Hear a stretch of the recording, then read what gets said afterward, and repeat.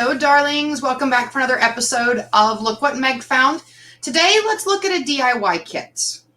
And I know you're like, wow, you jumped into that really quick. So let me back this up. I am Meg Campbell. I am the host of Look What Meg Found. And I have a passion for bringing you all of the amazing things I find from small businesses. Little, small, creative businesses, whether they make amazing things by hand, whether they're a self-published author, a cookbook writer, health and wellness company. I love the creative businesses that dive in and get the work done that are small businesses. My goal here is to bring you small businesses that you won't see unless you go the same places I do and you attend the same markets or you network in the same places I do. I'm finding things that you will never see, and I really think that you should. So today we're going to look at DIY kits. I have a massive problem. My husband will back this up completely with shiny object syndrome. I see these amazing things that people do, and I'm like, oh my God, I want to make that too. I want to do that. So I love when businesses offer DIY kits for the products that they make so that I can make them myself without having to go out and invest all of the money and all of the startup. I can simply buy the kit and I can make it, and I can be proud of myself that I make it. And when I want to make more, I just go buy another DIY kit. I love it. Now, that being said, not only am I the host of Look What Meg Found, I'm also the owner of Meg Campbell Designs, where we focus on adding light to the dark world we live in with solar lanterns. So the DIY kit I have for you today is actually one of my own, because I make and sell solar lanterns, and I also have a DIY kit, and I have a lot of people ask me, okay, but how do I do it? So that is what I'm here to show you. Let me show you what you get. When you get your DIY kit, it comes in a box. I've already untaped and opened the box because you don't want to listen to me ripping tape off of a box on camera. I get that. You get a bag that's got the decal, the light, the hanger for the lantern, and this piece of paper is the directions. And you also get your lantern. When you order your kit, you pick what color lantern you want and what size. This is a pint. I also do these in quarts. It comes wrapped in bubble wrap, and you get the lantern itself. So give me just a second to reset my camera angle, and I'm going to show you guys step by step exactly how to make this lantern. Hello, darlings. I have unpacked everything that was in the DIY kit. So we've got the light, the lantern, the hanger that you'll put on the lantern at the end. You have the decal. I also have a vinyl squeegee. If you do not have one of these, it's fine. I'll give you a little trick later on about what you can use instead. I also have rubbing alcohol and a paper towel. So step one with this is you need to prep the lantern to put the decal on it, which when you get this out, you're going to handle it. You're going to touch it.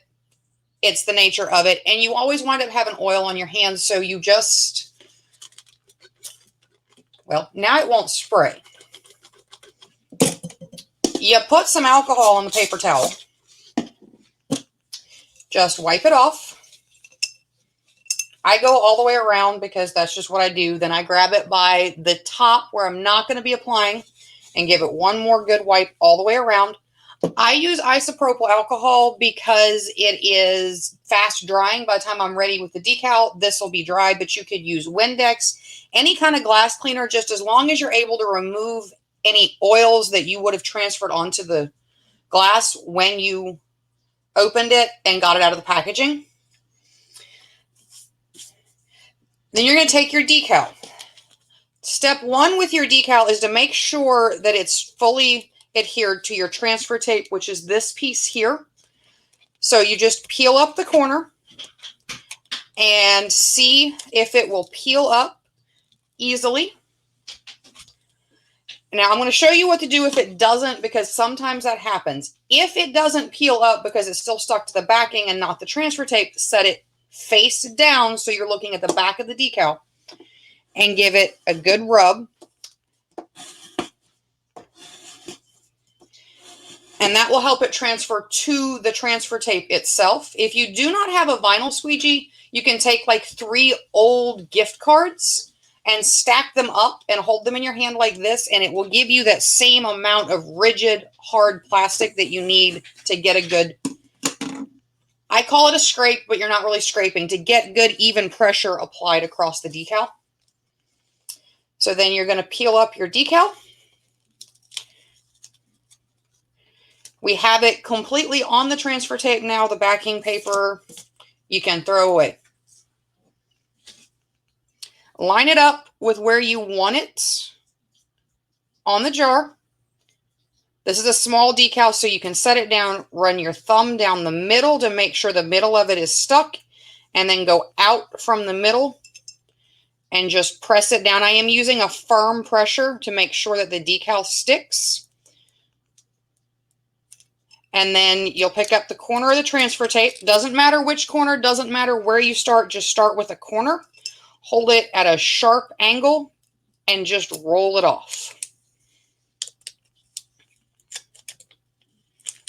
And that is all there is to applying the decal to the lantern. So we're going to set her back down for a minute. Set the transfer tape aside because you're going to throw that away in a minute. Next step is prepping your light. This is just a built-in solar panel and it's in a mason jar lid that fits the standard jars. You're going to pull this little tab. Sometimes it's green, sometimes it's white. That will allow the battery to make connection. And then your next step is to untangle these lights because they come all coiled up, which means you got to poke around till you find the end. Found the end finally. And just unwrap it gently because this is the electrical components that make the lights light up. And we're going to get it there.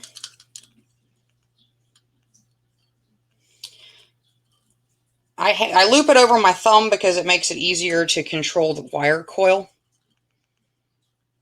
Get the piece that is the end. Sometimes these can be a little finicky. Sometimes they're a little tighter wrapped and they're a little harder to get undone, but all you do is just go through and uncoil it. You don't want to make it straight because then it's hard to get in the lantern. I'm just uncoiling it loosely. So this is what you wind up with. And while you have the lid upside down, flip this switch over to on.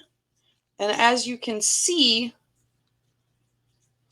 they light up. I don't know if that's showing. Yeah, it is. But if you just test it, make sure that they're going to come on. And put your hand here on the back and they'll come on and you'll know that it's good.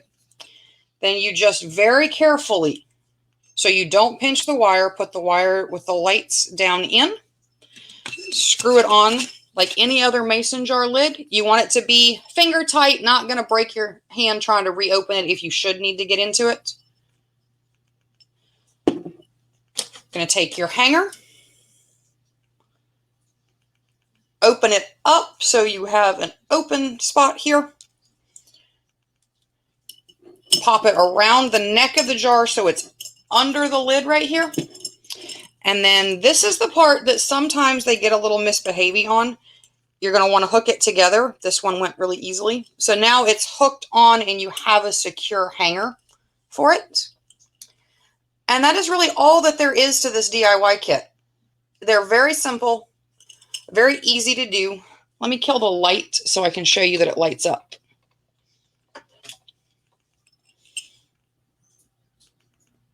Now that you have this done, you're going to want to go set it in a sunny location, a really well-lit window, or outside where it's going to get sun, and let it charge up, because tonight, as soon as it gets dark, this will come on automatically. That's what I really like about these lanterns, is there's no babysitting. When it gets dark, they come on.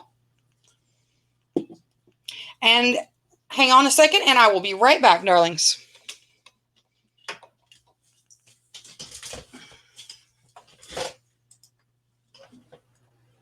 Okay, now you guys have watched and listened while I've made the lantern. And this is the finished lantern that we just did. These are solar lanterns, so they have the solar panel on the lid. They have LED lights that you saw inside. So all you have to do is set this in a place where it gets direct sunlight. And then as soon as it gets dark and the photocell stops receiving light, it will automatically come on for you.